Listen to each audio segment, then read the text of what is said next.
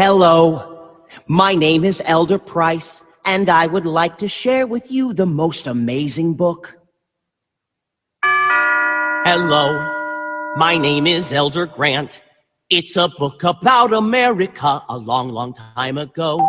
It has so many awesome parts, you simply won't believe how much this book can change your life. Hello, my name is Elder Green. I would like to share with you this book of Jesus Christ. Hello, my name is Elder Young. Hello, did you know that Jesus lived here in the USA? You can read all about it now. Hello, in this nifty book, it's free. No, you don't have to pay. Hello, my name is Elder Smith, and can I leave this book with you for you to My name is Doug Bundy, and this is Voices from the Dust TV for Thursday, the 25th day of September. We welcome you to our show here where we explain the difference between LDS Christian doctrine and the Christian doctrine, and also the reason why the Latter-day Saints have declared since 1845 that the only salvation remaining for the Gentiles is for them to repent and to be identified in the same covenant and to worship at the same altar as Israel. So we welcome you to our show. You can find us on Voices from the Dust on Facebook or on our YouTube channel, or even on Google Plus. They're all under Facebook. If you go to our webpage, voicesfromthedust.org, you will see a link for each of those on that page. Watch our program live there, and below that are links to our past programs archived by month.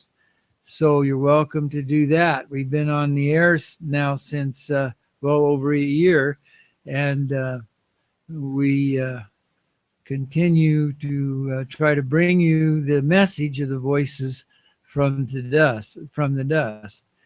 Now, it was just a few weeks ago that we started assigning a theme to each of our weekday shows, Monday through Friday, and today's theme is called The Enemies of Zion.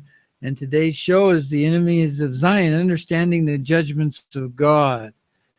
And so we're going to be talking about that in a very different sense than you will hear of it.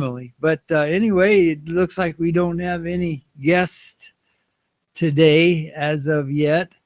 And so we will continue to our special feature that we call Whispers Out of the Ground, which reads the voices from out of the dust. All of this coming out of chapter 29 of Isaiah, where he talks about this people that would be brought down to destruction, and then their voices would whisper out of the ground. And so that's what we're talking about.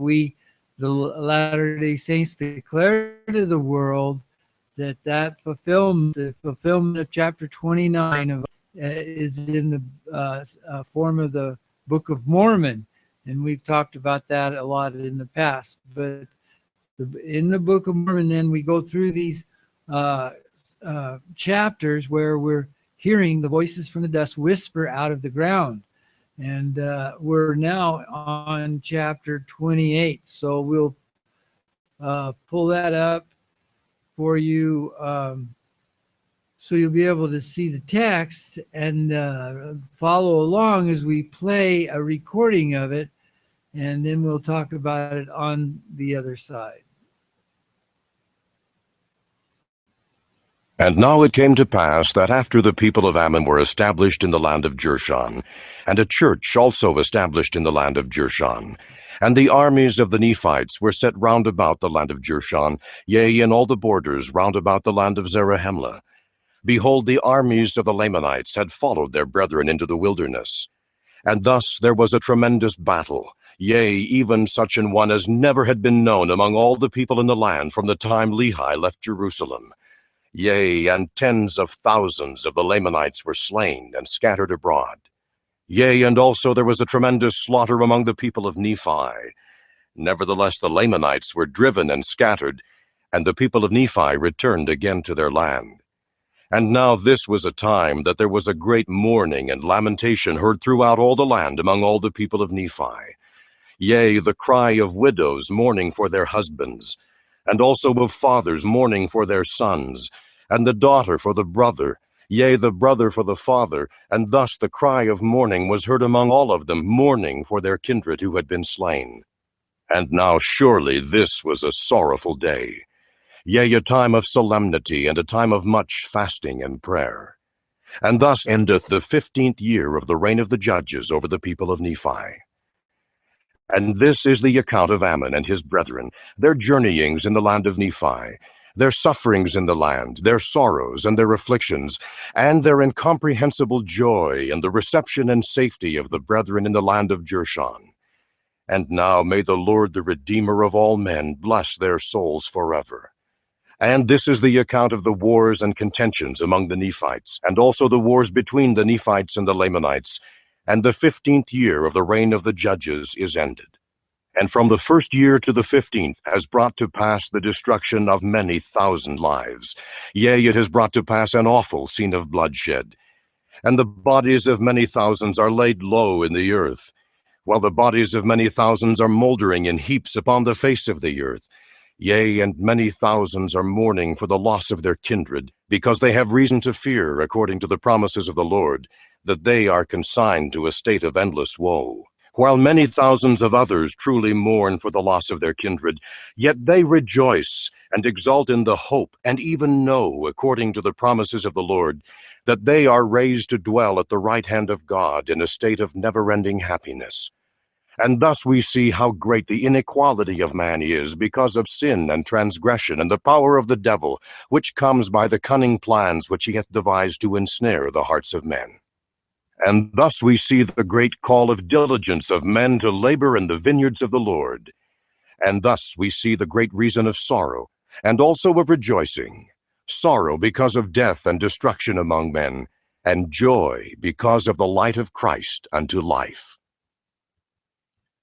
Okay, so the light of Christ unto life, that joy, the world is blaming everything on religion, see?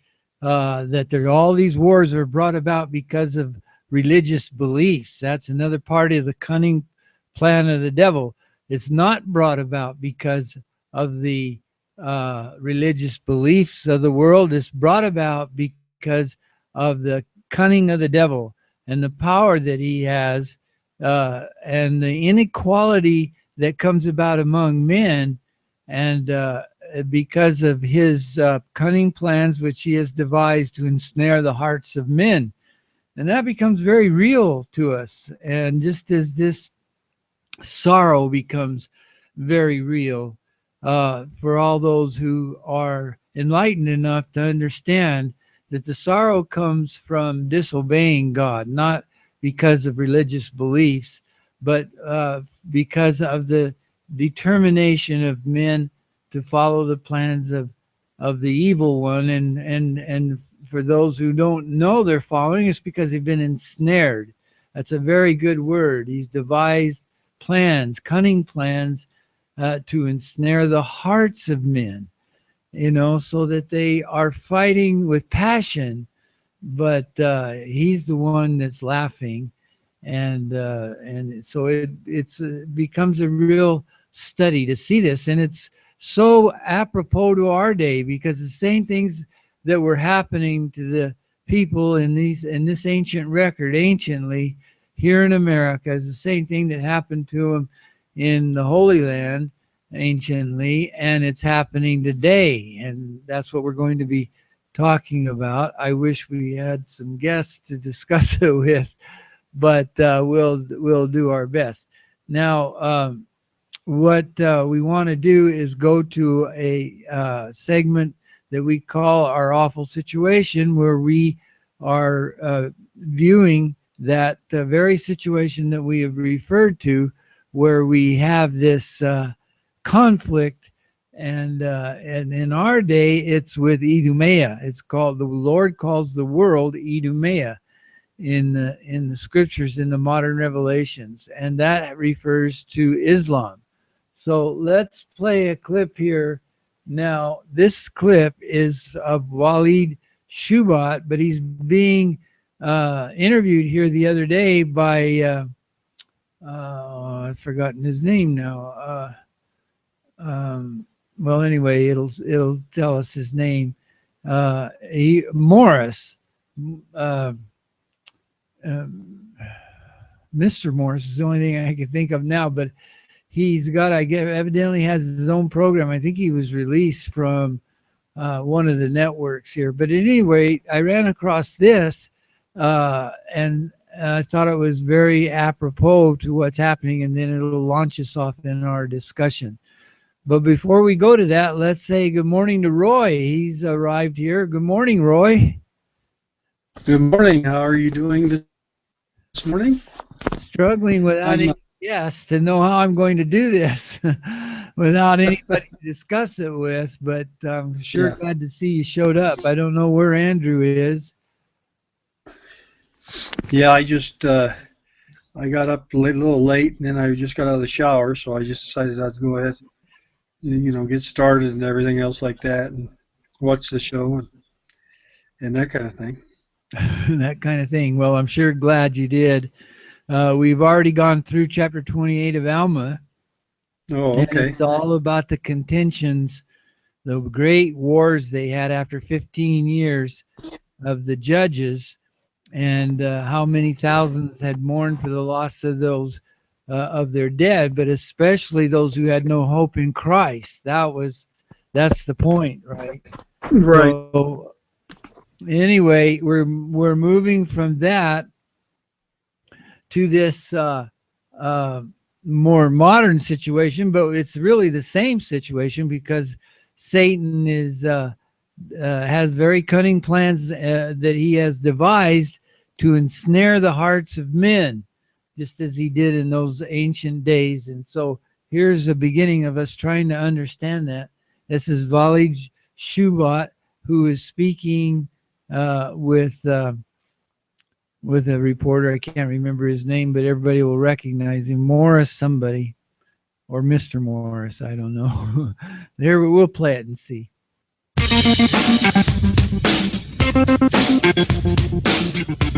Well, I would say speak of the devil, but he's not the devil. He's damn close to a saint. In the previous segment, I was talking about Walid Shubat, and from Shubat.com, OEBAT. He's a former, I think, Islamic jihadist who became a Christian in 1994 and used to be working with Arafat and the PLO. And now he's working with the Forces of Freedom and doing an incredible job for worldnetdaily.com in exposing what's going on in the Middle East and, frankly, taking advantage of his linguistic ability to translate some of what and bringing that to us.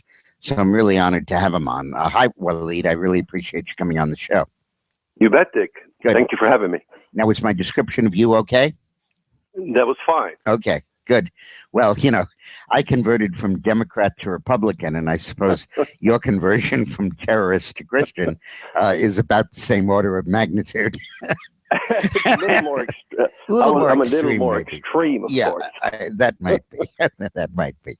Well, by the time Obama's finished, maybe not.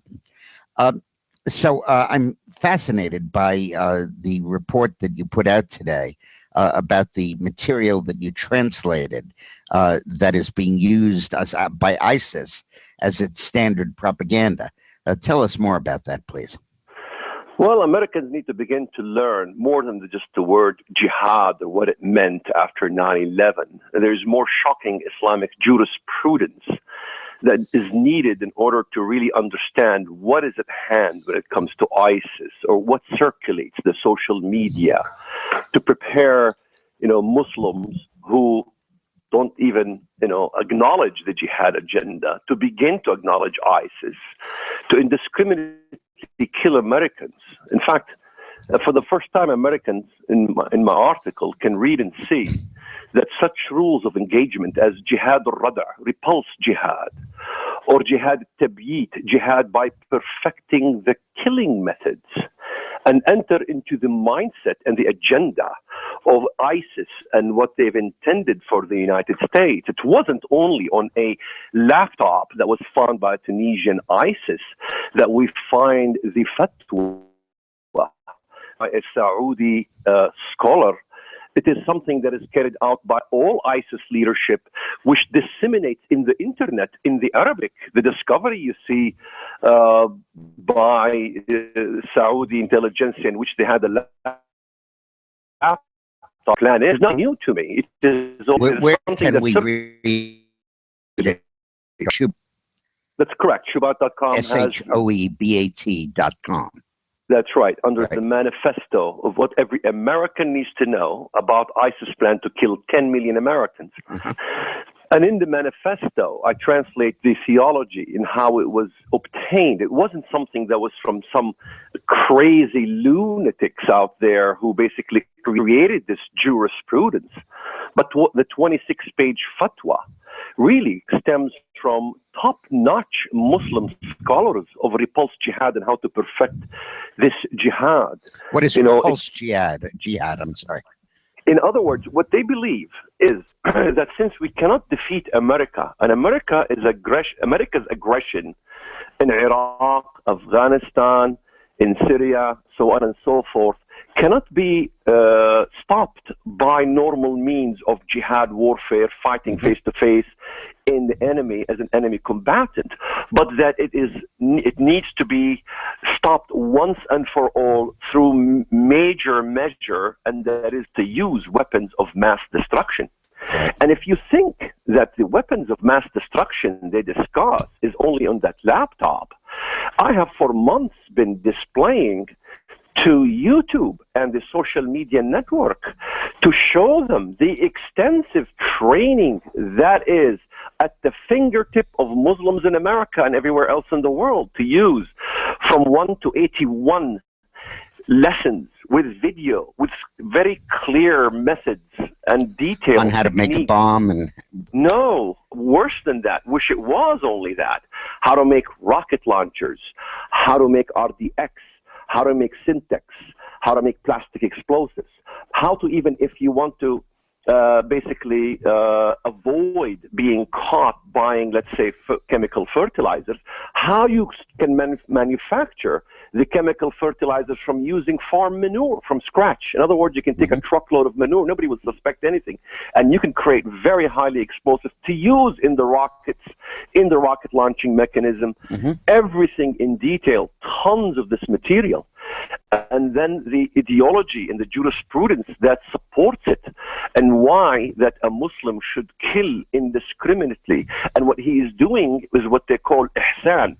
He is doing a charity when he kills the Muslim. In fact, I could read it even in the Arabic. When he kills the American, you mean? Yeah. When translated into English, it is shown in Sahih, which is the highest authority, that the Prophet of Allah said, he wrote everything we need to know about kindness, ihsan. So if you kill, perfect your killing. And if you slaughter, perfect your slaughter. And sharpen your blade and comfort your sacrifice. Hadith Muslim 107/13.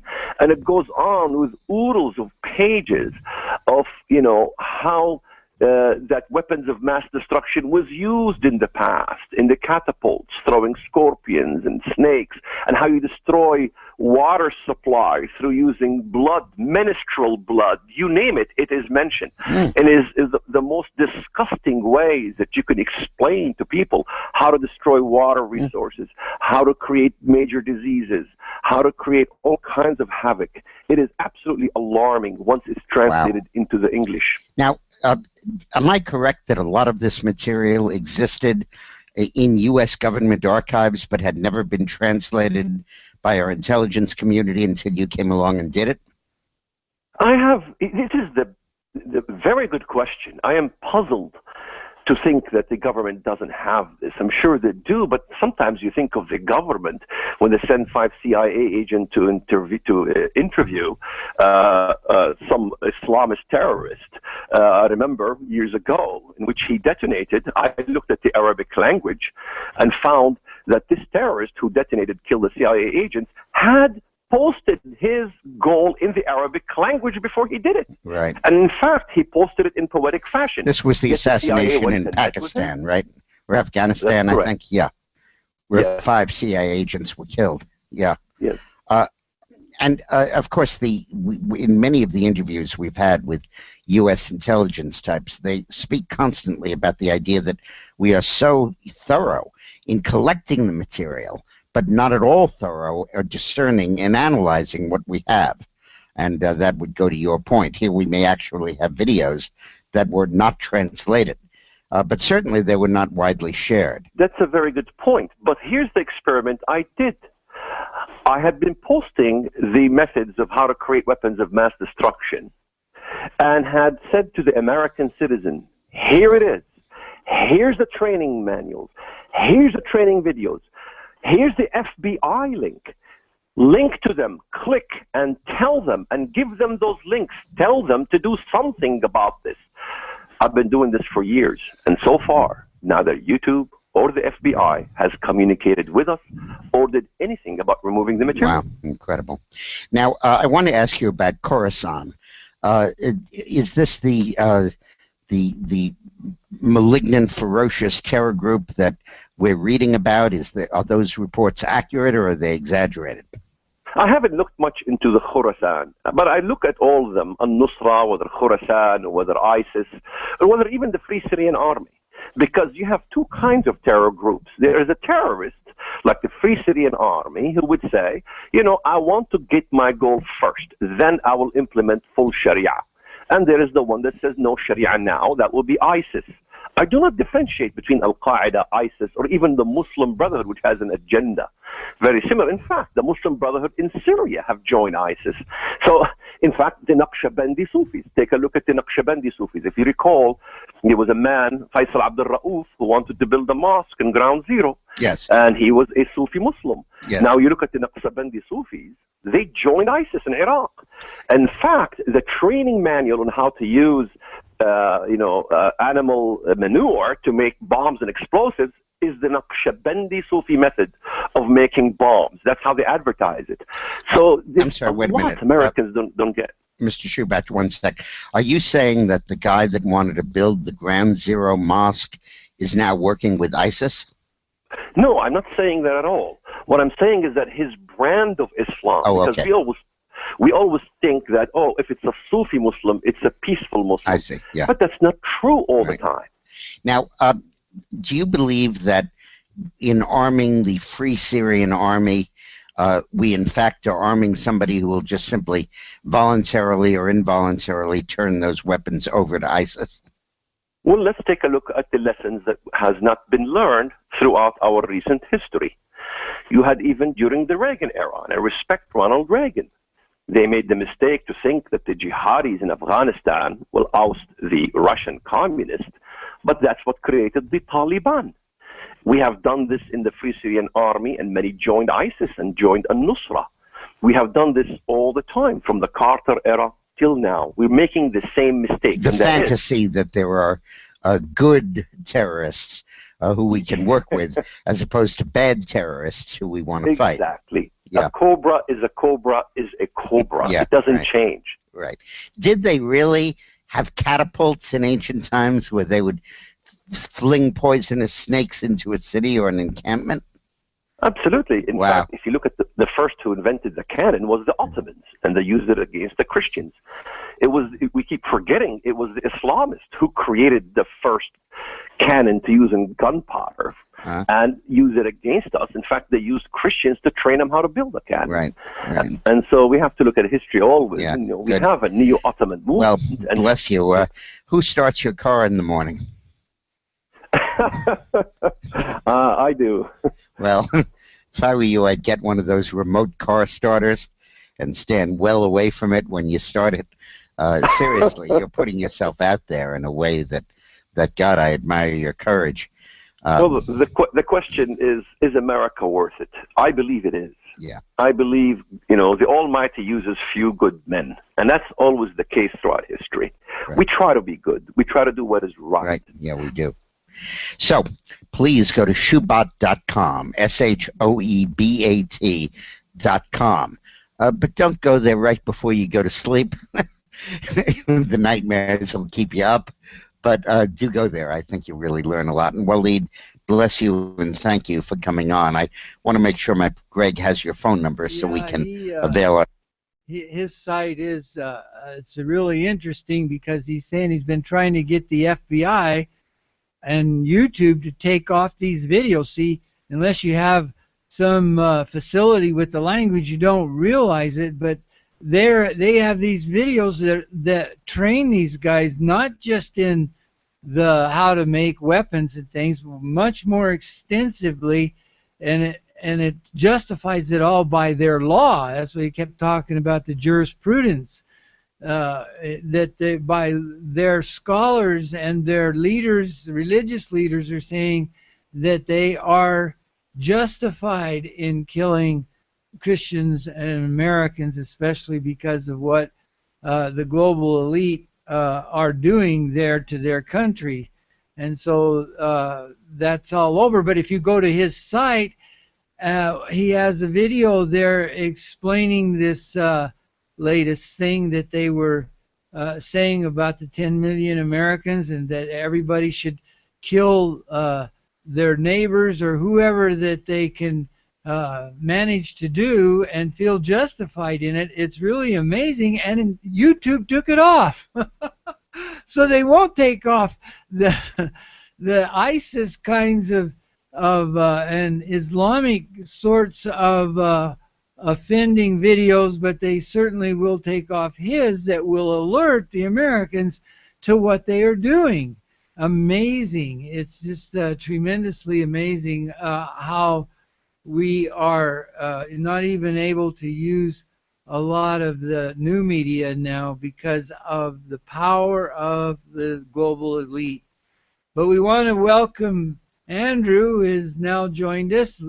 It's better late than never, Andrew. Appreciate you being here.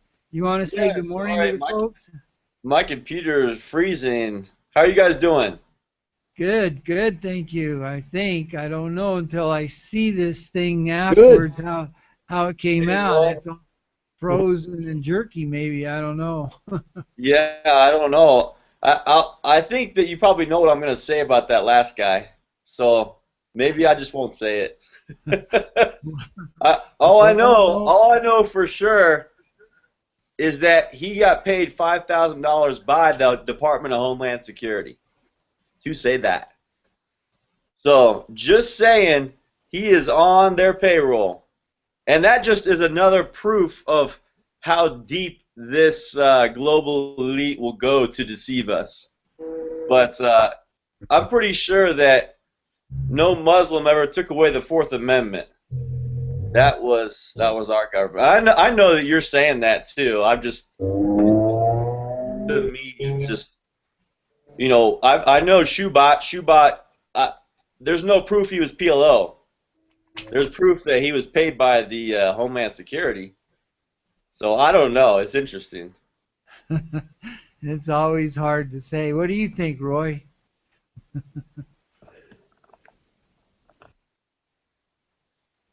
I'm sorry. That's the first time I heard anything about that. Yeah, that's the first time I've heard it as well. Anyway, you have to look at the message. If the message that he is propagating out there,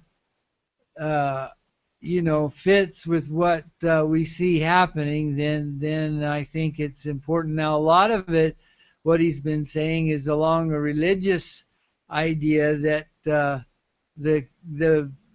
Antichrist and the revelations referring to the beast and everything are talking about not about the Gentiles, the global elite so much as the Arab world. And the caliphate is the actual, it was established there in Turkey, but dismantled is the wound that was healed in the Bible, in the book of Revelation, where it's talking about the beast whose head was wounded with a deadly wound, but then it revived. And so he's saying that's the caliphate, and maybe that's a message. I mean, he is all over CNN. He's all over Fox News. They are pushing him as if it's. I mean, he's mainstream. This guy is so mainstream that there are dozens and dozens of interviews on Fox and ABC, and that just doesn't happen. That just doesn't happen. So I mean, this guy and these terrorists, yeah, they're real, but they do not take away those amendments and those Bill of Rights like our government has. I mean, they just stripped the Fourth Amendment and Department of Homeland Security. That's what Hitler called his security force at home. Homeland Security. It was the same name.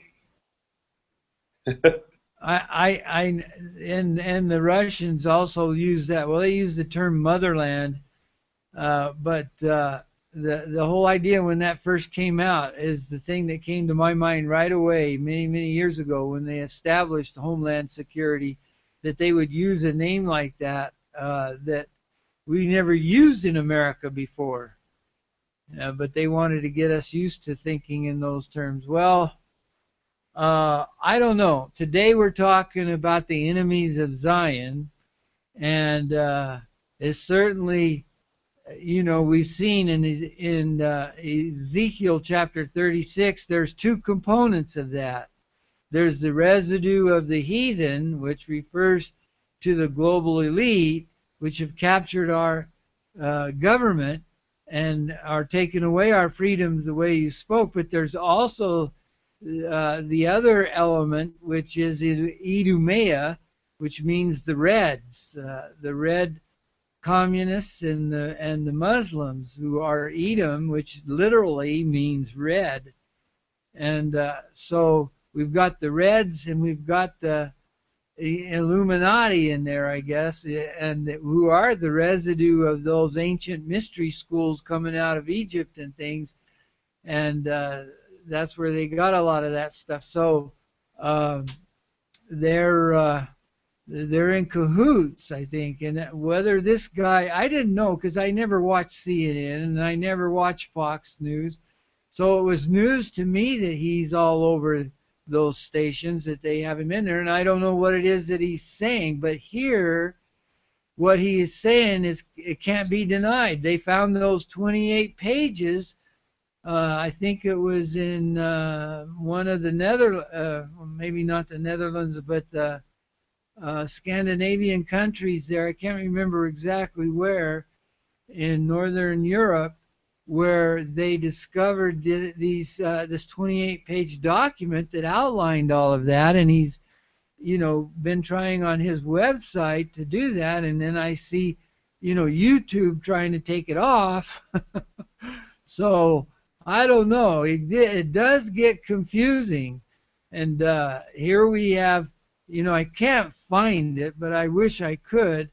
The video that I saw the other day on Facebook, I believe, with this woman of no, notoriety, or she hasn't written a book, or she's not very well educated. She's just an average American woman, but she's so upset with these, with the policy of bringing in so-called refugees from Arab countries, and they don't have to go through the regular immigration process, and they're on the rolls, the welfare rolls, and they know how to get the government subsidies right away, and just like the others coming up from the southern border. So but these are flown in directly from the country and classified as refugees. But she was really upset, and that's what happens. America some of them are awake enough to see what's happening to their country, the Constitution and stuff, but a lot of them, even more, are witnessing this most hatred and horrible brutality imaginable being directed against the Christians and the Zionists in Arab countries, with several heads displayed on fence posts in the background. So, you know, well, I think what Walid Shubat is saying is that because these Arab Muslims are swearing that everyone in the world will confess that Allah is God and Muhammad is his prophet, that means these heads are going to be severed here in America. In fact, they already have been. There have been several instances of Muslims. A lot of times they're cutting off the heads of their wives or something.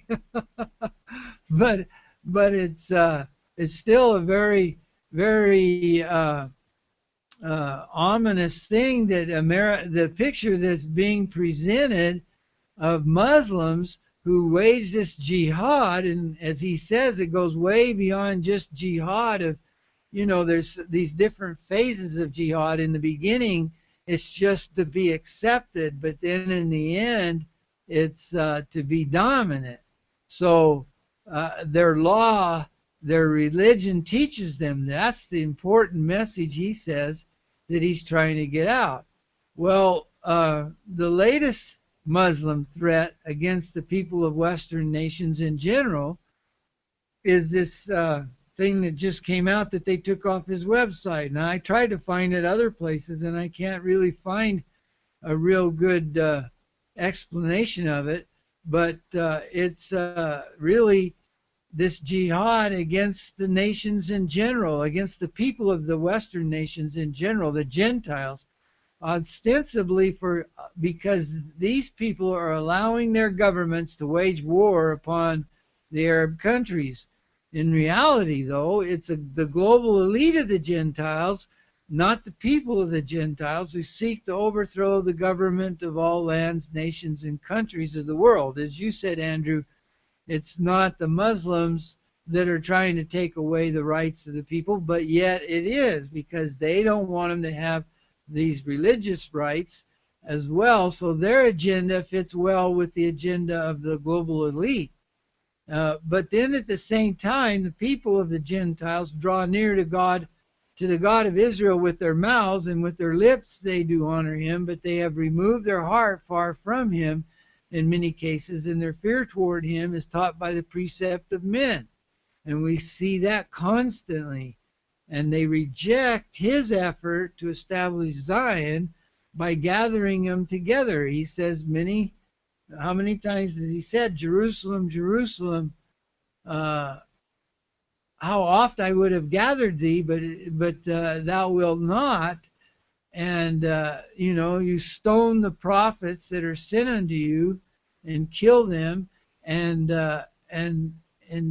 you know, so now your house is left to you desolate, he says, until you say, blessed is he that cometh in the name of the Lord. Well, that Lord is the God of Israel. And now we find that America is the land choice above all others, and those who will not serve the God of Israel, who is Jesus Christ, shall be swept off the land when they're in the own due time of the Lord, when they're fully ripened in their iniquity. But the people are receiving the message. Many of them are, but you know, on another level, they're rejecting it tremendously. We had the Mormon moment earlier with the election, and maybe another one will get ready to happen with Romney in 2016. But here we have this idea that the Mormons are up for ridicule, and the people are forgetting the great blessings that they've received from the God of Israel for many generations, making them the greatest nation on earth, especially the Americans. But just as the early Americans were instruments in the hands of God in bringing judgment upon the ancient inhabitants of this land who had abandoned him and lost all knowledge of him, so too are the Muslims destined to be the instruments of destruction to bring judgment upon the Gentiles.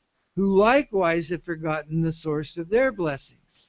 So that's what we're talking about now. This judgment of God, it was upon the Indians, the American Indians, was through the Gentiles. But now the judgment of the Gentiles may be through the Muslims.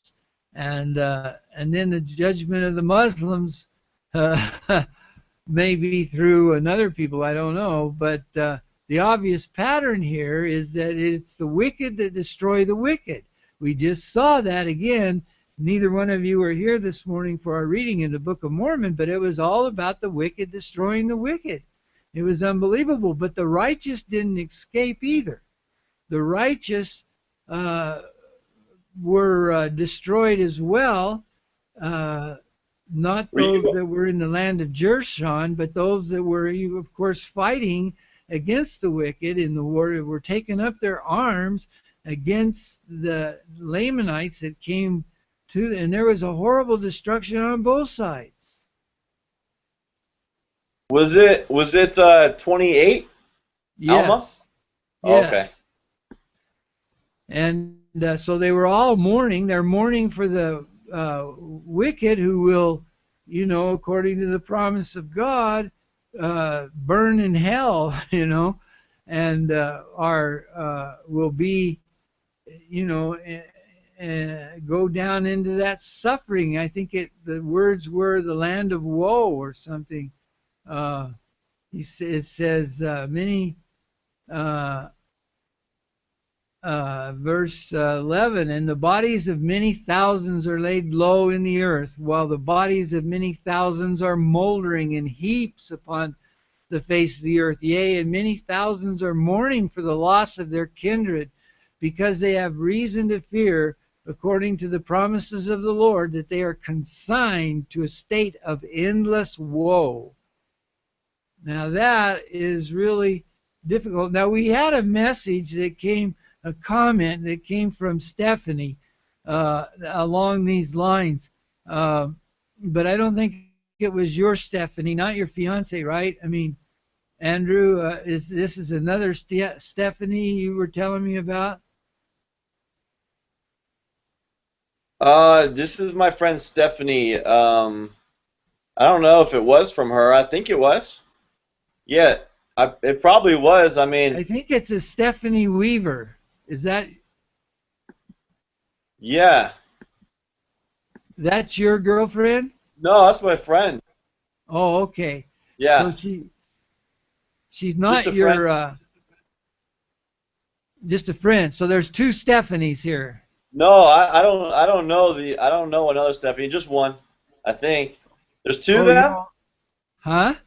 No, only one. Oh, you only know one Stephanie. Yeah. All right.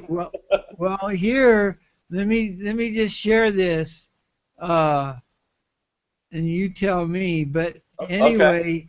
see, on our website, Stephanie writes on September 20th, I saw your show on Friday, and I wanted to talk to you guys about the importance of Mosaic law.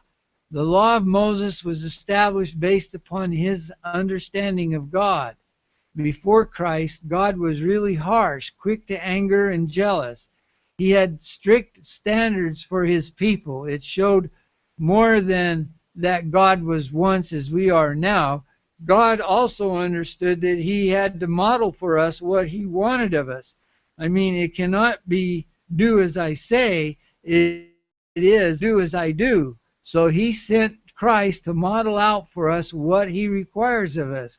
Christ's atonement rendered the law of Moses obsolete.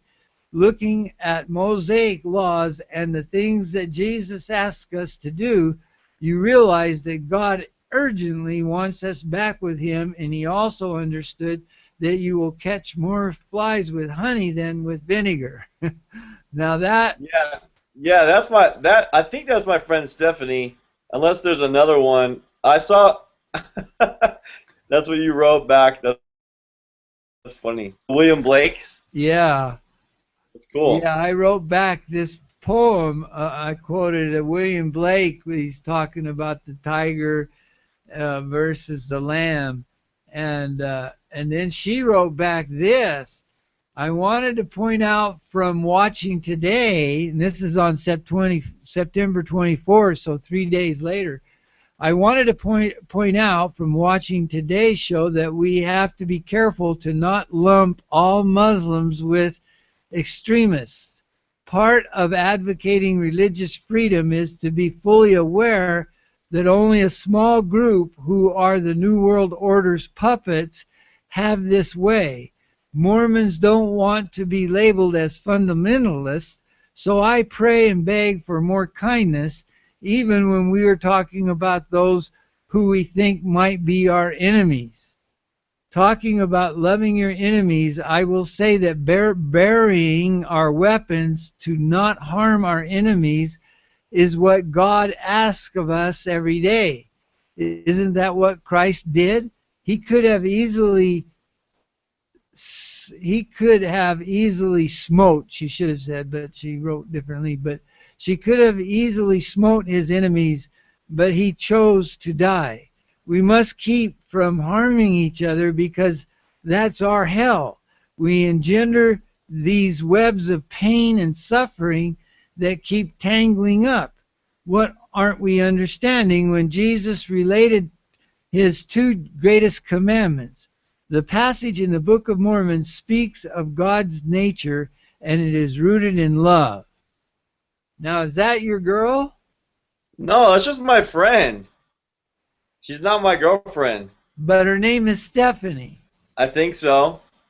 Yeah, that's got to be her. I mean, I don't see a last name there, but no, yeah. Her last name is Weaver. Yeah, that's my friend. Yeah, she is a professor at a university, actually. Oh, okay. She, I know that she's read the Book of Mormon and Bible in Creole and also French. Yeah, no, she's very interesting. I mean, I would say these things are things that we talk about. I think she is trying to figure it out herself. Well, You know, she writes again, then a little later on the same day, you cannot let someone you perceive, quote unquote, as your enemy make you lose your soul. In the end, acting out or speaking out in anger never did anyone any good. You just simply allied yourself with evil. All right, now what I want to know, Andrew, is do you agree with her or not? no, I don't. What's your reason? No, I don't agree with her. I mean, I agree that that you are talking about that you're talking about these Muslims who are extremists, and I would say the only thing that it is like it's hard to know what to believe, right? It's like I said before. I've read reports about Shubat, and he's paid by the DHS and the CIA. He's a Jew, and then I read that, oh no, he is a ex-PLO, and there's no real proof for either way. And so all I know by my proof is the fact that the Constitution is being shredded, and that's not by any Muslims. And I know 1 million Iraqis died, and about 7,000 Americans died in that war. And that war was propagated by a lie that was perpetuated by the mainstream media. And so this guy acts as if he's not mainstream, but yet he's all over Fox News and CNN, and he's saying, "Oh, yeah, they took down my website." I mean, it's I have no idea what any of the truth is. All I know is I know where the tyranny is coming from, and it's never been a Muslim extremist to me. But I don't think you're allying yourself at all. I think you're saying the same thing also. Well, again, this is not about Walid Shubat or any other individual. It's about us. In our awful situation, what do? See? We have these two sides. And we got to talk about all sides. So I think you're doing exactly what we got to do, and she is just trying to figure it out. It seems like. Yeah, I agree. That comes through, but we got to see here where she says, that the Muslims are there's a small minority of Muslims that are this way, but it's not their religion. But the thing that we're trying to see today is that their religion, there's no doubt about it, their religion is that the only religion that should be permissible, and they are willing to enforce it with the sword, is their religion. And so Yeah, I've read that. I've read that same thing before too. Well, and it's very clear. It's not just like the opinion of somebody saying that. It's, you can examine the Quran, and you can examine the things that they themselves say. You hear them, you can watch them saying it. It's very clear that they say that the only God is that Allah is the only God, and Muhammad is his prophet. That's the thing that they say all the time.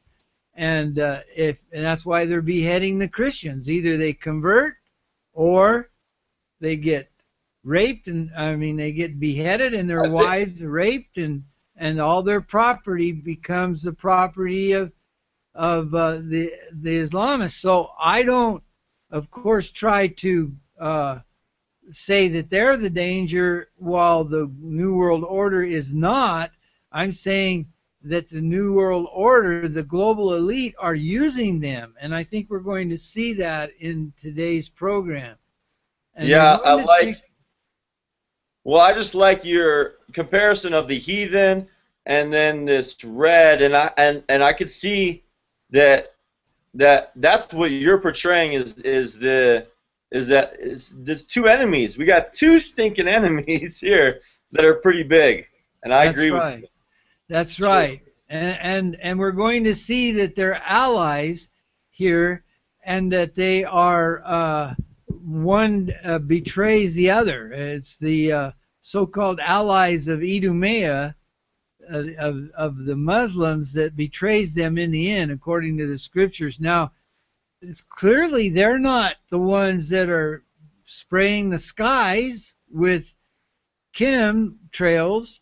They're not the ones that are modifying our food with pesticides. They're not the ones putting fluoride in the water and other drugs in the water.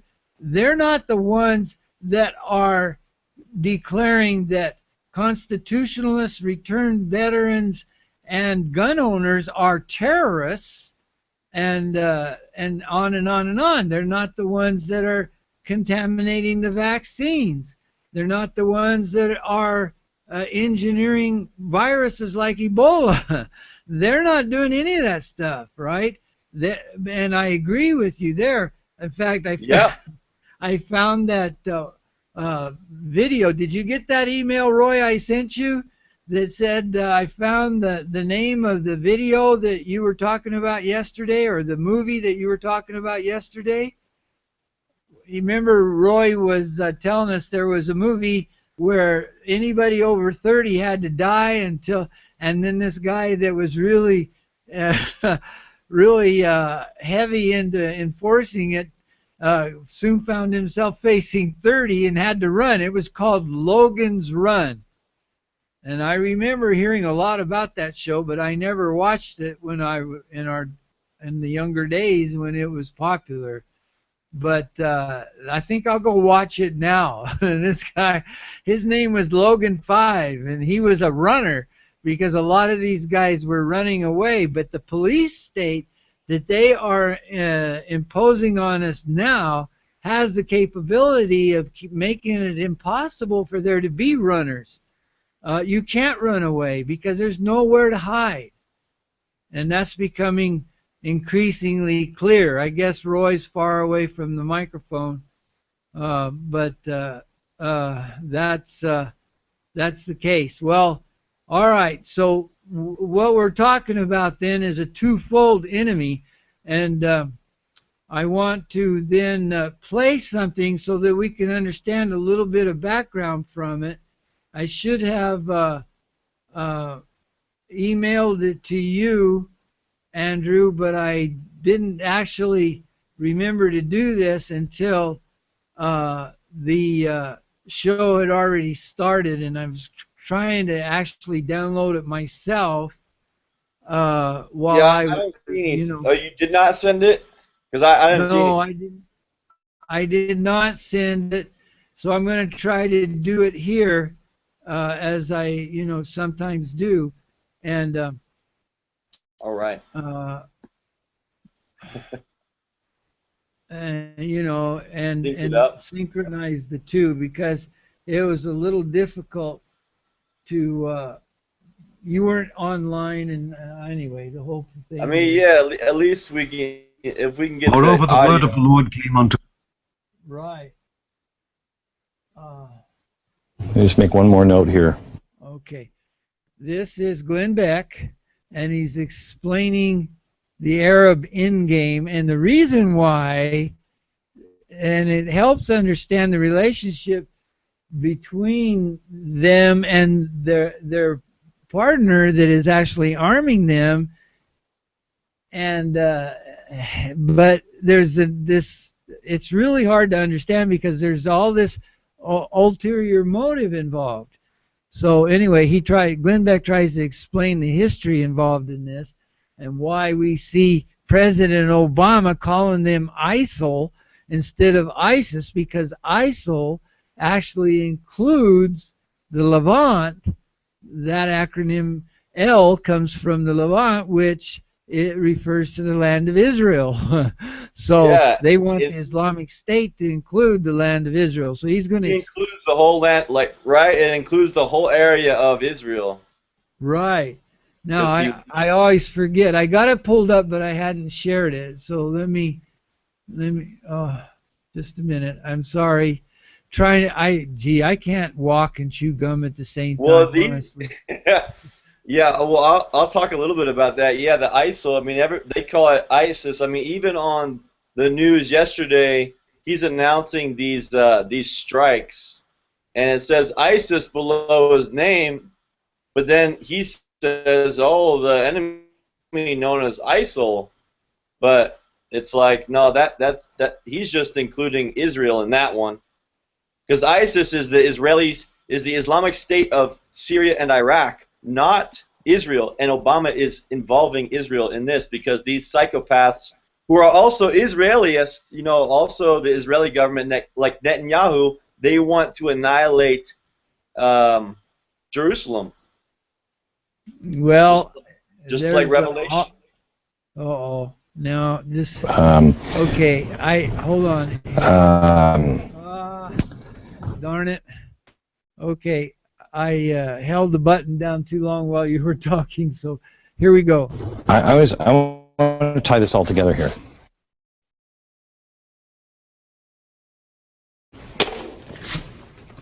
When I learned about Sykes-Picot, in today's, I know I read about Sykes-Picot, years ago when we were at Fox, and I put up on the chalkboard and I said, hey, this is what's going to happen to the Middle East.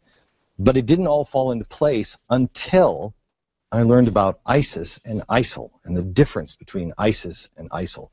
Now it all makes sense to me. And now you'll be able to figure out what is really going on and whether we should get involved and who we should be involved with. Let me give you the full context of what motivates the radical elements in the Middle East. It helps explain ISIL with much more clarity. Back to the beginning. Sykes-Picot. What did Sykes-Picot do? Bring up the map, please. Here's the map. Sykes-Picot was something where they said, hey, what we're going to do, Arab world, you just fight with us on World War II or World War I. You just fight with us. And we're going to give you rule of the greater Syria. This is greater Syria. This is what they were promised. Remember, they were promised a united Arab rule. They wanted the caliphate back. They wanted the Ottoman Empire. So they said, hey, we'll give you all of this. Look at this map. But they lied. Now, the difference between ISIL and ISIS Get to it here in a second. How do you get there? If you felt like you've been lied to. Well, first thing you do is you have to destabilize the region. And how do you destabilize the region? What did Sykes-Picot do? Sykes-Picot made all of these new maps, and they drew new borders that had never been drawn before. And these borders put people who were never together under one rule, the British knowing that if they did that, it would take a strong man to keep them from fighting and killing each other. So they knew that dictators would rise up, and no one would ever agree. They'd be all so busy in those own little borders, keeping their own little thing happy, that the West could continue to do whatever it is the West needed to do. So the first thing you need to do, if you want this promise, is you have to destabilize. You have to go after the dictators. Our president and all of us have cheered when we got rid of the dictators in Egypt. Yay, a revolution, totally isolated. Libya, yay, a revolution, totally isolated. Iraq, yay, a revolution, totally isolated. Now we're going after Syria. Yeah, let's get him, totally isolated. Who's next? I'm telling you that ISIS, when we start giving the people of ISIL or ISIS, when we start saying we're going to fight them, and we're going to fight them with Muslim extremists who know all this history, they know what this is. When we say we're going to arm them, I'm telling you, this is the real target. Assad will fall. And next will be Jordan, yay, and Lebanon, yay, and then Israel. Look at the map. The Islamic State of Iraq and the Levant. That's the difference between ISIL and ISIS. The L stands for Levant. It stands for this part all the way down to Egypt. They're doing nothing but remolding the map to closer to their heart's desire and what they were promised 100 years ago. Now is their opportunity to achieve what they've always wanted from the very beginning. A return to a unified Arab kingdom. What a surprise, a caliphate, Islamic rule. There's no judgment on this one way or another. This is just the fact. They want an end to the West and what the West created with Sykes-Picot. To get there, the best way to do it is to destabilize all these dictators, get them out of the way. So now there's chaos. Unite them behind this idea of getting rid of Sykes-Picot. And you use the Israelis and the Palestinians as pawns and scapegoats. You call these the bad guys, these the good guys, but you don't really care. Why? Because you want rule of Greater Syria and you want an end to Sykes-Picot. You think this is a crazy theory? Glenn Beck's come up with another crazy theory. This is not true at all. Really? This morning, as I was reviewing this, we've worked on this show now for, 4 or 5 weeks. And as I was reviewing it, Dan, our head writer, came in and said, "You are not going to believe what I just found." I said, "What?" He said, "Glenn, ISIL just released a new video. Been out for a while. We just found it this morning. Here's ISIL in their own words on what's happening. Why are they doing this? Watch." Right now I'm in the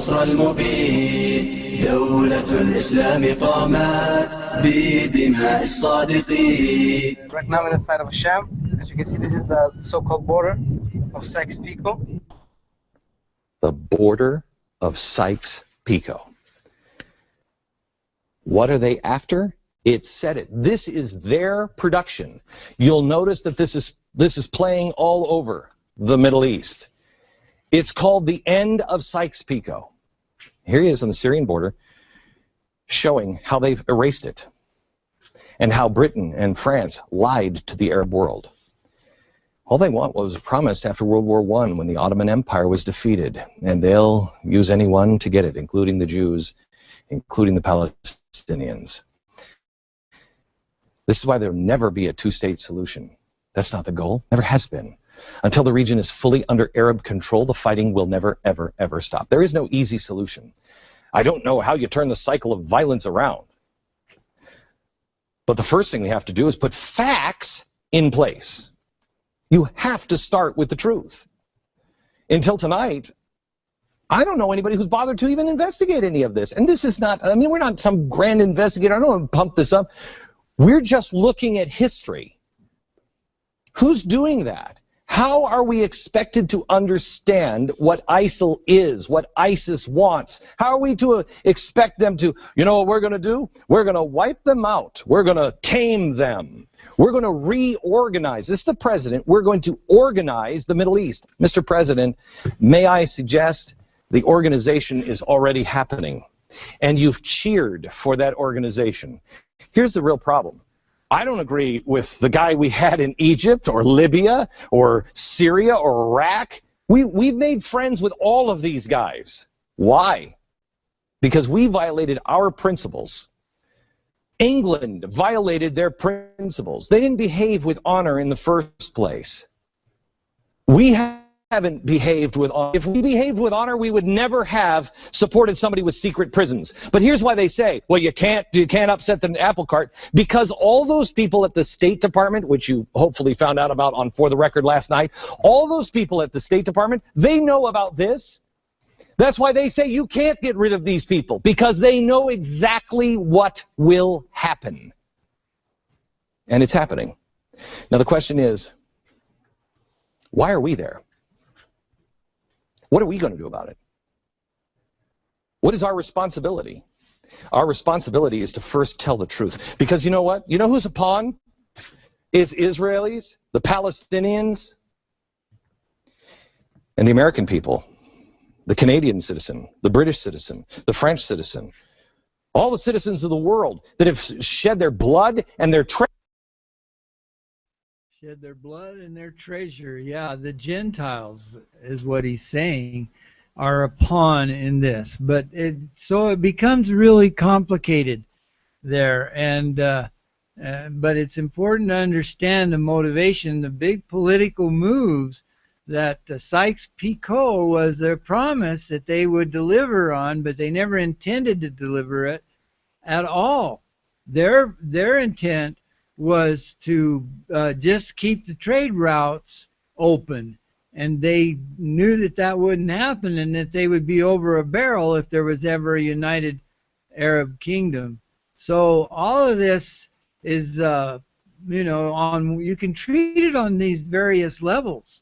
The one level, of course, is the ultimate level is Satan against Zion and his people. But on another political level, economic level, you can see what the people do generation after generation, and they don't realize the overarching progress that is bringing this all to a head, where Satan is you know, facing the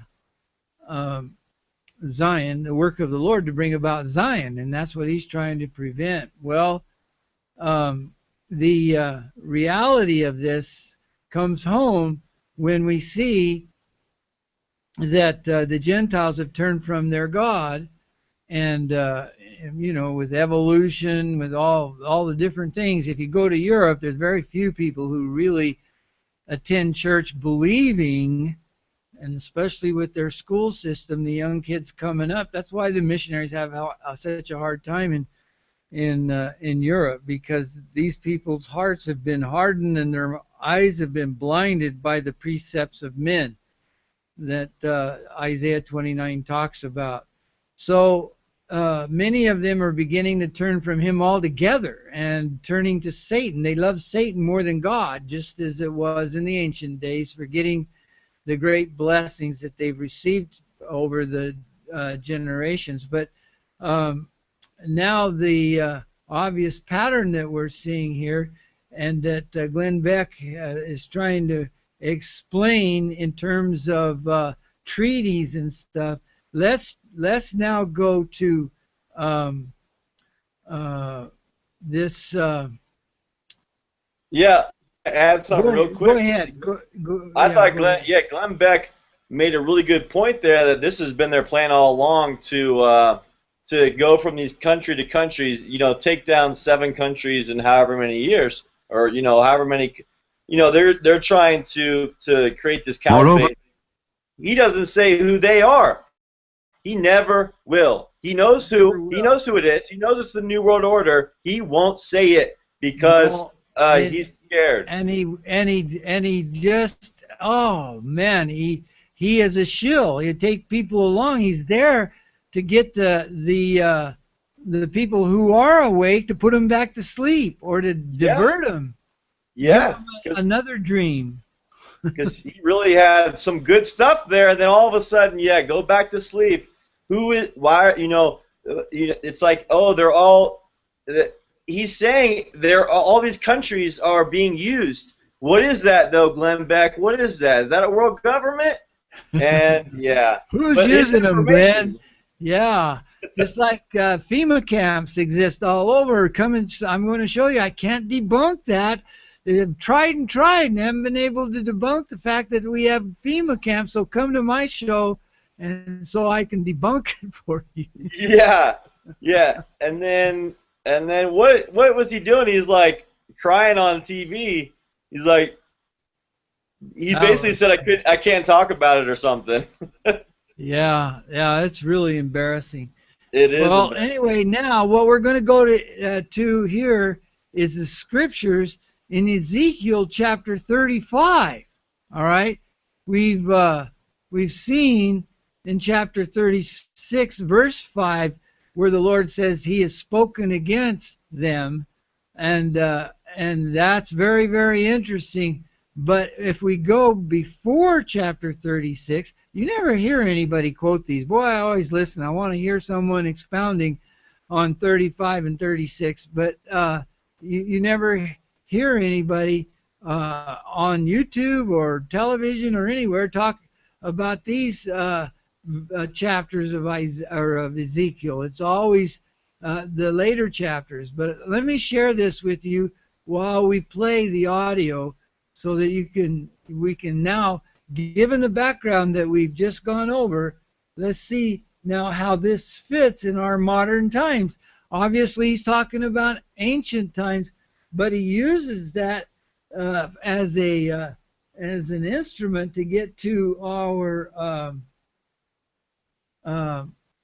times, of what's going on in our times, because in ancient times, really, it wasn't nearly world-class struggle as it is today. We're truly, as we saw with that little video that's showing the airplanes flying from one land to the other, from the United States and the other lands, and just how much the fullness of the Gentiles is here. So this is quite a different story in modern times than it was in ancient times, when it was all pretty much kind of a local thing going on there. But let's read this and see if you can see what I'm talking about. Of course, that's not the one. Moreover, the word of the Lord came unto me, saying, Son of man, set thy face against Mount Seir, and prophesy against it, and say unto it, Thus saith the Lord God, Behold, O Mount Seir, I am against thee. Okay, now, we've had shows on this in the past where you weren't here with us, Andrew, showing that Mount Seir is the same thing as Idumea. It's the Arabs, it's the Muslims, you see. And so here, when he says Mount Seir, you can just think of he's talking about the Muslims and this whole ISIS and ISIL and what of it is just and the Islamic State is just a modern effort of theirs to recover something that existed before. But just think of it as Islam. And I will stretch out mine hand against thee, and I will make thee most desolate. I will lay thy cities waste, and thou shalt be desolate, and thou shalt know that I am the Lord. Because thou hast had a perpetual hatred, and hast shed the blood of the children of Israel by the force of the sword in the time of their calamity, in the time that their iniquity had an end, therefore, as I live, saith the Lord God, I will prepare thee unto blood, and blood shall pursue thee. Sith thou hast not hated blood, even blood shall pursue thee. Thus will I make Mount Seir most desolate, and cut off from it him that passeth out, and him that returneth. And I will fill his mountains with his slain men. In thy hills and in thy valleys, and in all thy rivers, shall they fall that are slain with the sword. I will make thee perpetual desolations, and thy cities shall not return.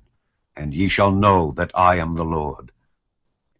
Because thou hast said, These two nations and these two countries shall be mine, and we will possess it, whereas the Lord was there. Read that again. Because thou hast said, this is verse 10, these two nations, these two countries shall be mine. What nations are those, do you think, Andrew? Well, yeah, I don't know, but all I know is that while when you just said that, right now I just searched on, on LDS.org, you can search in the box there. Uh-huh. Because I was like, even though you did tell me and I did trust you, I had to look for seer, right? So I searched for seer. And you're right. It says in Genesis 36:8 says, "Thus dwelt Esau in Mount Seir." Esau is Edom, which is because he was written. Yeah. So I guess you weren't lying there. And then it gave unto Esau Mount Seir to possess it. Yeah. So it's definitely Edom, and he calleth to me out of So there's a lot of references in the scriptures in this Old Testament of Mount Seir. So I don't know what exactly the two countries, but that's just very interesting that it says specifically two countries. It does. It says specifically two countries, right? The little Satan and the big Satan. The Arabs call them, and that's obviously, to me, it's the United States and Israel. See, and but it also, just like all these scriptures, they always have a dual meaning. It refers anciently probably to the two countries, which would be Judah and Ephraim, and what was called Israel. They divided into the northern kingdom and the southern kingdom. One was Judah and the other was Israel. But today we have Judah and we also have Israel, because Israel, through Ephraim, was supposed to have populated up there and become the Gentiles. And so now that's why many people who are descendants from the Germans, from the English, and from the northern part of Europe, almost always their patriarchal blessing declares their lineage to be Ephraim. And that's why, remember, we were talking about the drunkards of Ephraim, the pride of the crown of Ephraim, where that's really referring in Isaiah chapter 28, it's referring to the Gentiles. It doesn't use the word Gentiles, it uses the word Ephraim, see? So here are these two lands, the land of Ephraim, if you will, and the land of Judah, where Jerusalem was, and those two are existent today in Israel there in the Holy Land, and Ephraim here in America. Does that make sense? Yeah, that makes a lot of sense. It does. I know Isaiah 28 I studied really, really intently, and it was very clear that the Ephraim was so very clearly Gentiles, especially knowing that as an LDS person, I got my patriarchal blessing. My ancestors are all from England, from Europe, and Ephraim. My whole family, anyone else I know that is this Caucasian. Exactly. All right. So he says these two nations and these two countries, he even makes it clear, shall be mine. See, that's what Mount Seir is saying, and that's what they're doing right now. That's what Walid Shubat is trying to say. See, you guys have to understand this. You don't even follow their language. You're not reading enough of what they're actually saying. It's not being translated to you. They have their sights set on these two countries, the Levant, right, in the Middle East, and America in the West. And maybe more than America, maybe all of the things, because the way they've moved into France and Germany and the other, and England, it's unbelievable. They're taken over there by birth rates. It's just incredible jihad.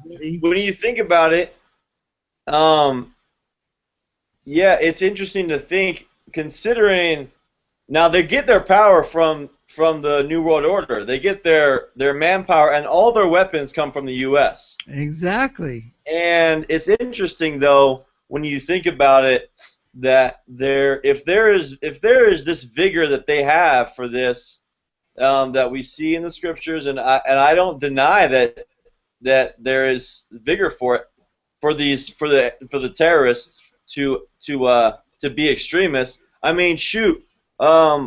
It's called blowback, you know? It's blowback from 50, 60 years of American and empire intervention, you know? Yeah. We create all of them even by just our bad example of trying to spread democracy. And yeah, so I wonder... They tell Americans in that sense the spread of democracy, but in reality what they were doing is using the bankers to overthrow the freedom of all lands, countries, and nations, all whatever it is, always all nations, lands, and countries. Yeah. It's interesting to see. I wonder if they are, if the powers that be, if those bankers, I wonder if, I mean, I know they try to control everything and they try to make chaos and then get order out of it, but they must be kind of like, I don't know, like you know. There's just, I mean, would they lose in the end? At least, you know, there's lots of destruction, but I think that they're scared of the constitutionalists, but I think they're also scared of this caliphate that they created too.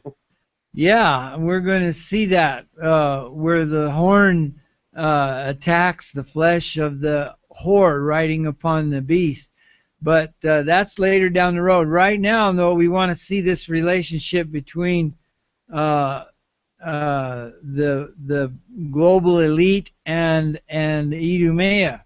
So let's continue. He says here, he says that we will possess it. That's the thing. See, now we talk about the Chinese possessing it and Russia possessing America. That is the residue of the heathen, maybe, but he says we will possess it. That's the Muslims saying that. Whereas the Lord was there, the Lord said. And then see, whereas the Lord is there. Well, we know the Lord is in Judea, in Israel. They're even saying that the reason the rockets couldn't hit the Israelis is because and this was the people firing the rockets, and they were being criticized for not being able to aim. What's the matter with you idiots? You can't hit anything but vacant lots? And they said, look, our aim is not bad. We aim it right, but their God changes the course of the rockets in midair. Did you read that?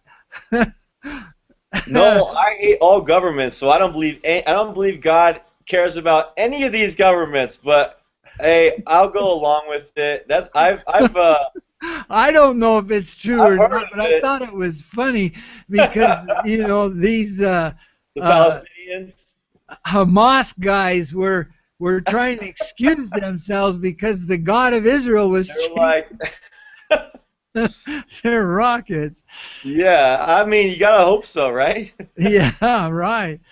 So therefore, as I live, saith the Lord God, I will even do according to thine anger and according to thine envy. Now, do they have anger? I mean, that's what we see, see? We don't see. The New World Order says, who seeth us and who knoweth us? They do their things in the dark. But what we see is this anger of Mount Seir. this anger of Idumea.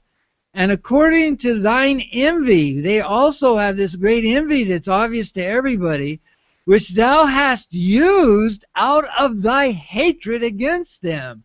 See how clear that is? I mean, it's very, very clear. And I will make myself known among them when I have judged thee. Okay, who's them that he will make himself known among them when he has judged Mount Seir? I mean, according to this, it's the people, the mounts. According to the word of the Lord, it's Mount Seir. These people that are descendants of Esau, which, right? They're the ones going to be judged. But he says, yes. So, I will make myself known among them. Well, you think, with them, who are they? Is he talking about? In the next one, right there, spoken against the mountains of Israel. So I mean that's obviously, at least from our information, is these Islamic extremists. Okay, here he's going to judge the Islamic extremists. This is, he says, because he's talking to Mount Seir. They are them. They're the Muslims, and he says he's going to judge them because they did all these things, and he says they were anger. He said, according to thine anger and according to thine envy, which thou hast used out of the hatred against them. That means them is the hatred against Israel. It's against Zion, if you will. All right? The hatred against Zion. You could to put it in one word. I will make myself known among the inhabitants of Zion when I have judged thee, O Mount Seir. See, that's what he's saying. And I don't know if you agree, but let's go on. Yeah. And thou shalt know. Well, I mean, I could see it. I could see the correlation when looking back at those other scriptures and seeing that. Yeah, the only thing I say is that I think it's these extremists. Like I said, the extremists, just like in our in the New World Order, the American banksters, they are the extremists, and they are not a majority, but these are, they're a hardcore minority. Well, that's always true. They're a hardcore minority, but they're the ones that are being supported by the silent majority, just like right. Yeah, exactly. All right, well, let's go on. Therefore, as I live, saith the Lord God, I will even do according to thine anger, and according to thine envy, which thou hast used out of thy hatred against them. And I will make myself known among them when I have judged thee. And thou shalt know that I am the Lord, and that I have heard all thy blasphemies which thou hast spoken against the mountains of Israel, saying, They are laid desolate, they are given us to consume. Thus with your mouth ye have boasted against me, and have multiplied your words against me. I have heard them. Thus saith the Lord God, When the whole earth rejoiceth, I will make thee desolate. Okay, so we've heard this boasting of theirs. We've heard them, I mean, there's no use in playing the thing again. Let me finish the last verse here. But here he's referring to, we all obviously see how they boast, and they're full of blasphemies, and they're going to say they're posting our heads on the fence posts and so on. But when the whole earth rejoiceth refers to the millennium period then, but they will be made desolate. And then the last verse here. As thou didst rejoice at the inheritance of the house of Israel, because it was desolate, so will I do unto thee. Thou shalt be desolate, O Mount Seir, and all Idumea, even all of it, and they shall know that I am the Lord. This is tremendous when you see how they have appointed the land with all their hearts. We read in the next chapter, with the joy of all their hearts, that they might cast it out for a prey. They're all excited, but the Lord here is telling us what the real end of Idumea is going to be. It's amazing. To me, it's just so crystal clear, and yet nobody, I can't find anybody that understands it, or at least that is saying that they understand it. I'm No, sorry, I I have. forgot to click back over to the text, but Yeah, no, it hasn't been shown to me in the scriptural context here. That is really, really very interesting, and there's nothing else I can say. I agree with you for sure. I mean, it's the references when I look at that word seer. I'm going back here, and they all reference Edom and Edomay, and I mean, there's 35 different references here, and seer also shall be a possession for his enemies, and Israel shall do valiantly. Esau, Mount Seir.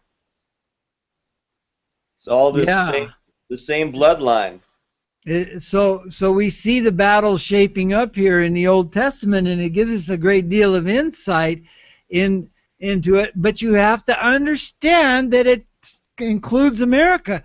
If you don't understand, if you think it's just there in the Middle East where all the action is, then you're going to miss a lot of it. It's only when you get the clue from the voices from the dust that this land of America is a choice land of the Lord, and it is the land of Zion. So how important is that for us to understand? Now we're going to go back here and see. And what you're referring to, I just want to clarify. Yeah.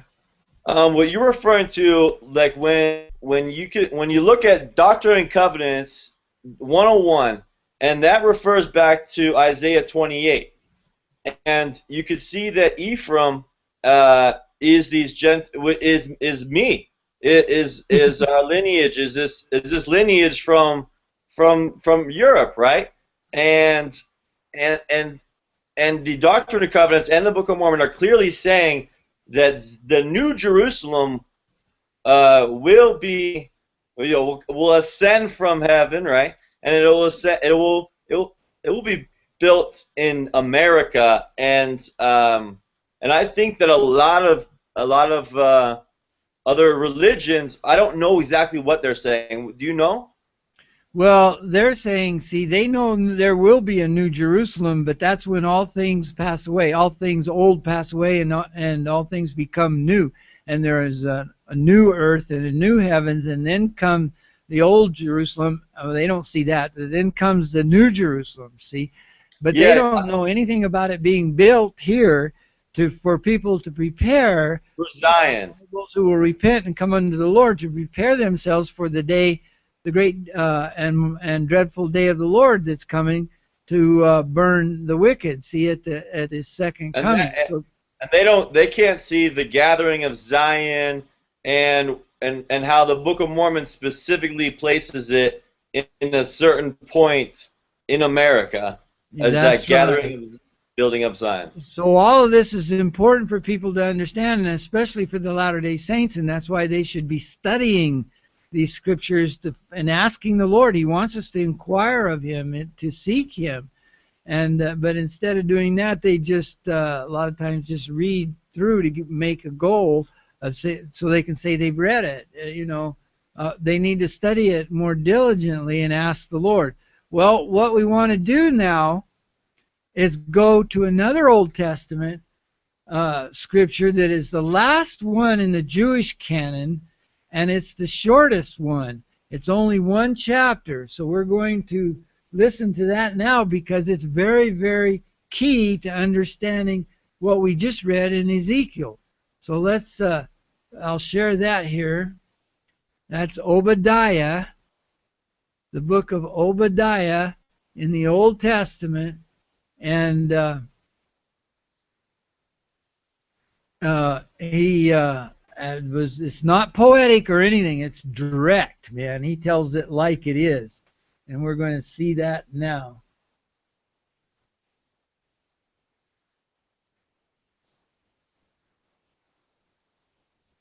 The vision of Obadiah. Thus saith the Lord God concerning Edom. We have heard a rumor from the Lord, and an ambassador is sent among the heathen. Arise ye, and let us rise up against her in battle. Behold, I have made thee small among the heathen. Thou art greatly despised. The pride of thine heart hath deceived thee, thou that dwellest in the clefts of the rock, whose habitation is high, that saith in his heart, Who shall bring me down to the ground? Okay, now let me explain, because there's a break here. See, we have to understand when he says, Behold, I have made thee small among the nations, thou art greatly despised. He's talking about Israel. He's saying that this is a vision concerning Mount Seir, or Edom, here it's called, but it's saying, we have heard a rumor from the Lord, an ambassador is sent among the heathen. Arise ye, and let us rise up against her in battle. Well, that ambassador is the West, see, coming to pit the Arabs against Israel. They're the ones that have funded this all along. The ambassador has gone to Jordan and to Saudi Arabia, right? We can see that. But then he says, Behold, and now he's talking about Israel. Behold, I have made thee small. They're very, very small among the heathen. Thou art greatly despised. So that's clearly Israel. But now you see that little paragraph mark there. We change here. Now we're not talking about Israel. We're going to be talking about Edom. So let's go on. Though thou exalt thyself as the eagle, and though thou set thy nest among the stars, thence will I bring thee down, saith the Lord. Okay, now. If thieves came to... Oh, man. I think I hit the wrong, my mouse was on the wrong thing, so I'm going to have to start it over a little bit. But I wanted to explain here that I have pictures I should be sharing of what Edom actually looks like. It's a real desolate area, and I can show these pictures instead of the scriptures, I guess. Let me show one of them. Yeah, see, and I think one of them shows, yeah, says they dwell in the cliffs, right? The pride of thy heart and habitation is high. Thus saith, that saith in his heart, Who shall bring me down from the ground? So this has always been, they've built these things way up high. This is Mount Seir. See, I don't know how anybody would want to live there, but so that you kind of get a feel for that. Let me go back to the scriptures. I'll have to start it because I hit the wrong button, so it'll repeat a little bit, but it's not very long. Thou that dwellest in the clefts of the rock, whose habitation is high, that saith in his heart, Who shall bring me down to the ground? Though thou exalt thyself as the eagle, and though thou set thy nest among the stars, thence will I bring thee down, saith the Lord. If thieves came to thee, if robbers by night, how art thou cut off?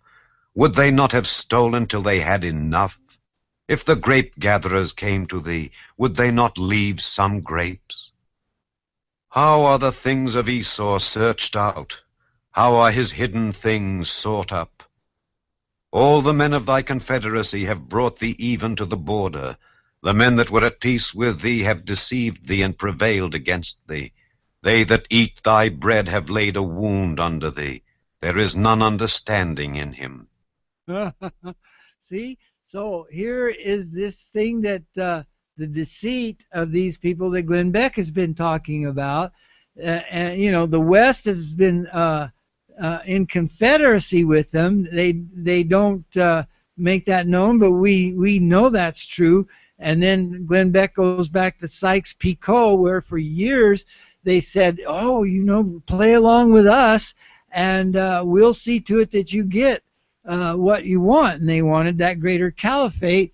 The United Kingdom of Arabs is what they've always wanted. And so these people were at peace with them, but they have deceived them, see. The British deceived them with the Sykes-Picot. They never intended to deliver on those promises. And, of course, Obama is deceiving them in the end. They just want to use them to take down Syria and then Lebanon and the rest of it, because it's Russia that they're wanting. They want control of the world before Russia can get to it, and China. So all of this is you have to read into these scriptures, but it's very clear when you do. Shall I not in that day, saith the Lord, even destroy the wise men out of Edom, and understanding out of the mount of Esau? And thy mighty men, O Teman, shall be dismayed, to the end that every one of the mount of Esau may be cut off by slaughter. For thy violence against thy brother Jacob, shame shall cover thee, and thou shalt be cut off forever. In the day that thou stoodest on the other side, in the day that the strangers carried away captive his forces, and foreigners entered into his gates, and cast lots upon Jerusalem, even thou wast as one of them.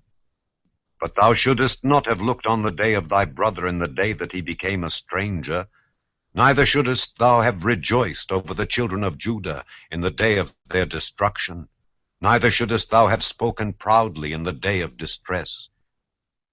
Thou shouldest not have entered into the gate of my people in the day of their calamity.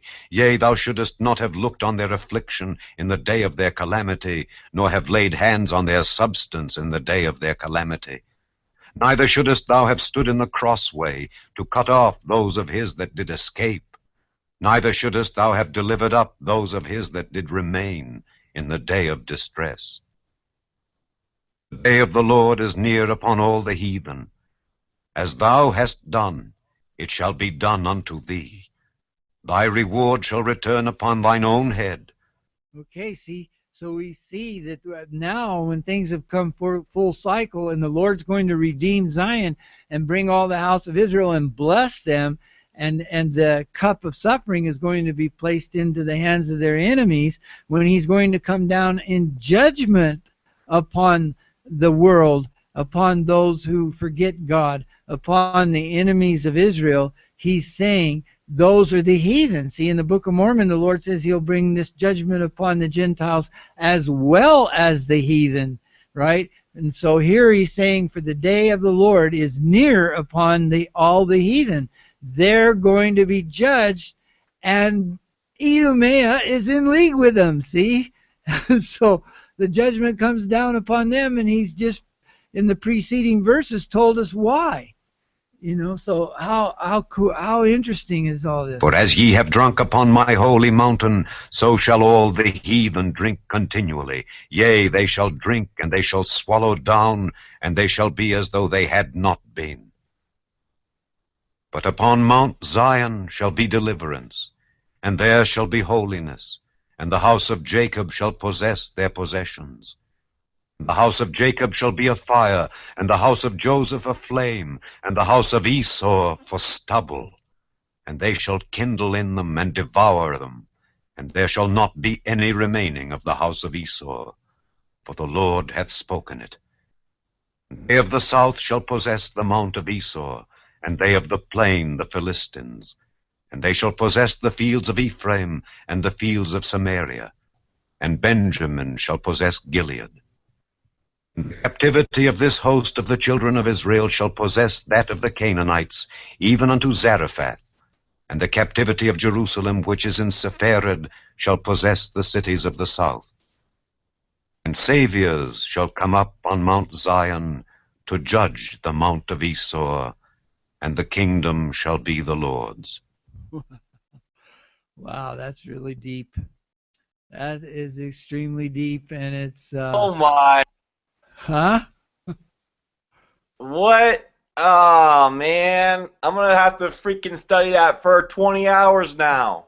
Oh my gosh, that is intense. Holy crap. I don't Yeah. even read. I feel like sometimes when you point this stuff out, I feel like I've never read the scriptures before, basically. Wow. It's because it's so easy. Like, I can study the Book of Mormon and, like, get real deep into it without, you know, I mean, you know, thinking about secret combinations and things like that. But then when I get into this Old Testament stuff, it's difficult for me to dive into it because of all of this reference to all these names. But now more and more I'm seeing that these names have a meaning, and they all have the houses. They all have a meaning, and it's all really he's trying to talk to us now. Yeah, exactly. It all emerges like one of those big posters you look at, and it's just looks like random dots and everything, but if you in squares and patterns, but if you look at it long enough, all of a sudden this picture just emerges out of it. You've seen those, right? I forget what they call them. Yeah, it's like you cross your eyes kinda, and then oh my gosh, you see it pop out like 3D. Yeah, exactly. And then you can't help but see it. Once you see it, then you can't help but see it. Yeah, exactly. That's like a good analogy. Like that old woman and young maiden thing, that depending on how you your mind interprets the white and the black, you either see an old woman or you see a young maiden, you know. It's amazing, and once you see it one way, it's really hard to go back the other way. Right. Yeah, it's amazing. But yeah, that's a good point. I don't know if Roy's still with us. Roy, are you with us or not? Yeah, I am. I'm listening. It reminds me of about that motion picture of yours that you talked about last time, which was we found out was Logan's Run. Logan's. Oh, okay. I sent you an email on it, but I don't know if you read it. No, I haven't, because I haven't really looked at my emails. That's where when we get into the scriptures, we need to pray beforehand so that the Spirit be with us to give us the knowledge and understanding that we need. Yeah, you're exactly right. We usually have a prayer before the show starts, but maybe we ought to do it after the show starts. But then a lot of times I'm here alone. Yeah. I don't do that. But anyway, that's definitely true. That's a good point. I'm glad you raised it, because what Andrew is saying, you know, you've got to pray before and even after, that the Lord will open your mind and help you to understand it, and He will. That's how I understand these things, is because of praying about it. I wouldn't be able to understand any of it if it weren't for the fact that I've asked the Lord. When I see something I don't understand, I ask for understanding, and that's how I understood. Man, it really amazed me. But when I understood Section 87 of the Doctrine and Covenants, and especially Section 101, man alive, it just like jumped out at me, you know. But it wouldn't have happened if I hadn't have asked, and that's a very important point. Thank you. Yeah, and I think that it can't happen unless you're also, at least in my opinion, very open, and you don't have a preconceived notion of, okay, you know, this guy, you know, my teacher or something said it's this, and you know, like for instance, when you told me about 101, well, I read it, and then I tried to look at it in the opposite view of what you were saying. Then I tried to look at it in a third view in my mind, you know. And I tried to disprove you, and then I tried to prove you right, and then look, you know what I mean? And that's kind of and then pray about these things, and that's what helped me understand it better. So yeah, Roy, I think you got a good point there, especially when we do that before the show. It's better. Hey, Doug. Yeah. I got a question for you. For some reason, I don't get any pictures. Period. Now, the thing is, I did for a little bit, and then you started talking, and then all of a sudden everything went away. So I don't know if it's from your end or my end. But okay, I have a picture up now, and if I'm talking, you're able to see it, right? But if you start talking, it'll disappear. So no, I don't see anything. It's been black for over a week. You're kidding. No. So I'm wondering if that's part of what people aren't coming to the thing, because all they're seeing is a black screen with people. Well, when I play it back, it all shows. Yeah, and it does with my phone, but it doesn't do it over the iPad. So you can't see this picture right now? No.